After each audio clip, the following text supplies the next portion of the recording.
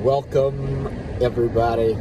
My name is Justin, and you're on Fast Entrepreneur. All right, gonna shoot a video because the long-awaited news of the Bitcoin ETF looks like it finally might be just around the corner.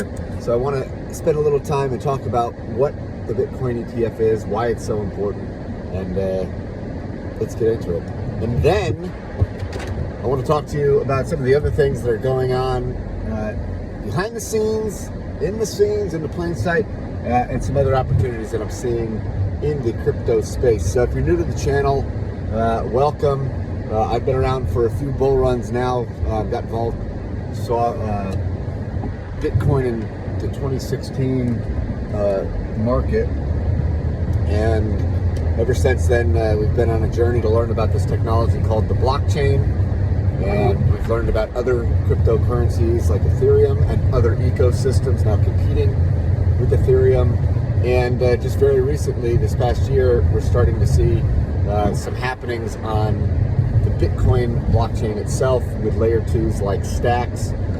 We've seen ordinals and BRC20s and just inscriptions going wild. So let's talk about the Bitcoin ETF first. Again, nothing I say is financial advice. Do your own research. But the Bitcoin ETF, so ETF stands for Exchange Traded Fund.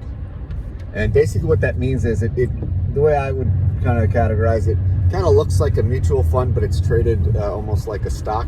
And this is something that's regulated in the markets. So for the first time ever, institutions could be given a green light, go, right? So in order for these institutions to be able to trade and offer this ETF to their customers, which they will charge a fee to do that, these institutions will have to actually go and acquire or purchase Bitcoin or spot Bitcoin off the market. And so a lot of people see the potential for a lot of money flowing into Bitcoin. So we are just about 3 months away from another major event in the history of Bitcoin. It's called the halving. The Bitcoin halving. Every 4 years, the number of new Bitcoin that are produced and given as rewards to the miners, for doing their work on the blockchain, the number of those new Bitcoin as a reward gets slashed in half. And so you can think of it kind of like a supply shock, a supply and demand. So every 4 years, this has been, these bull markets have kind of gone and went around this halving event. So that's another thing to look at. And then finally, just on a macro perspective, the world economy, the US economy, etc., we are starting to see, potential signs of things leveling out, and perhaps even the Federal Reserve, right? Some people might say that the chairman of the Federal Reserve, maybe one of the most powerful, if not the most powerful man in the world. Why? Because he sets, basically they can control money supply by setting interest rates. And so if we do see even just a lowering of interest rates, that usually helps, with asset prices, as easier for people to borrow, etc. All right, so that is what's going on. People are saying it could be happening very, very soon, and I'm sure there'll be a lot of news, going on about that. But this is a big watershed moment for Bitcoin, for crypto, for blockchain, for this to happen, because it's the first time in history that institutions, especially here in the United States, will be given a green light. And think about it. I mean, you've got billions and billions and billions of dollars. You've got pension funds. You've got money managers, etc., that may just want to look at Bitcoin just to diversify part of their overall, portfolio. So even if they move 0.5% or a 4%, that could be a lot of money. And I'm sure that retail investors alike, may be advised by their financial advisors to diversify in that manner. So, or even more, depending on people's risk profile. All right, so to make this quick and wrap it up, we have other things happening on Bitcoin. We have a whole ecosystem that's emerged. We have these BRC20 tokens, these ordinals, kind of think like NFTs. We've had layer 2s, stacks has been leading that arena. There are other layer 2s that we can talk about.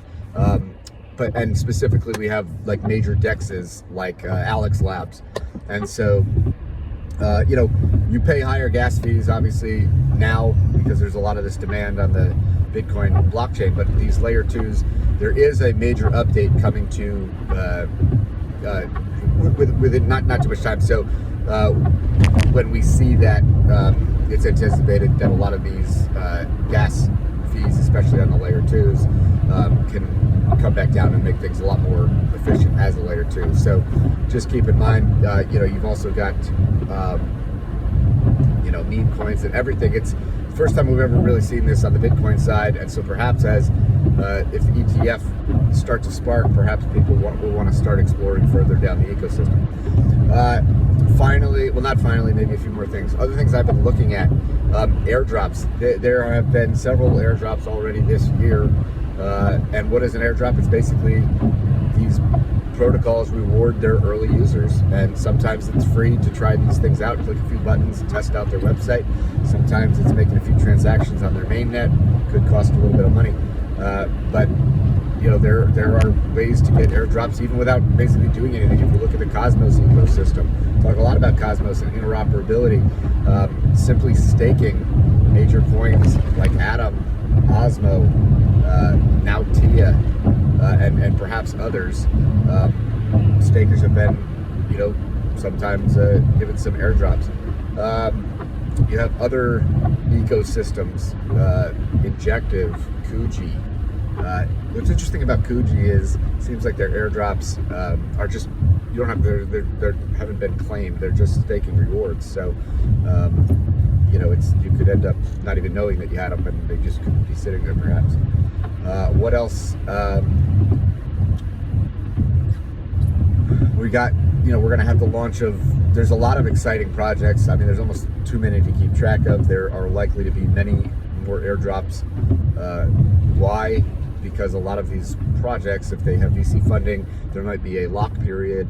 And so, you know, going into the halvening, you know, and maybe if it's a year lock, basically timing for these protocols, you know, anticipating a bull run perhaps. We're still pretty early. We've already had a run up, right? I mean, Bitcoin's lows were what, around 15K. We're almost 3 times, you know, where were we at, 45,000. So, but you know, in terms of the grand scheme of things, previous bull runs, it still seems earlier in the potential move. And I'm trying to think if there's anything else major that I was going to highlight. I mean, you know, like I said, there's a lot of projects. I mean, a lot of hype around, say, like Manta, Pacific, and L2 Modular. But there's, you know, there's many projects. We could always shoot another video. If you like this video, let me know. If you're new to crypto, let me know. Want to see what I can do, how I can help folks moving forward. In the past, I haven't put together, you know, private groups or anything, but I do think that that's a potential. If people see value, or if they want, you know, more access to myself or things that I come across or share,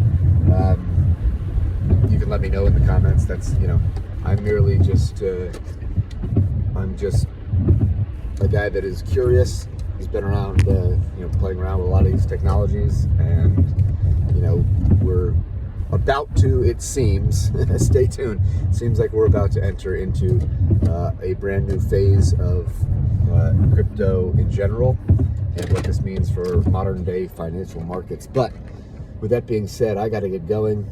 It's lights out, folks. Peace and love. Later.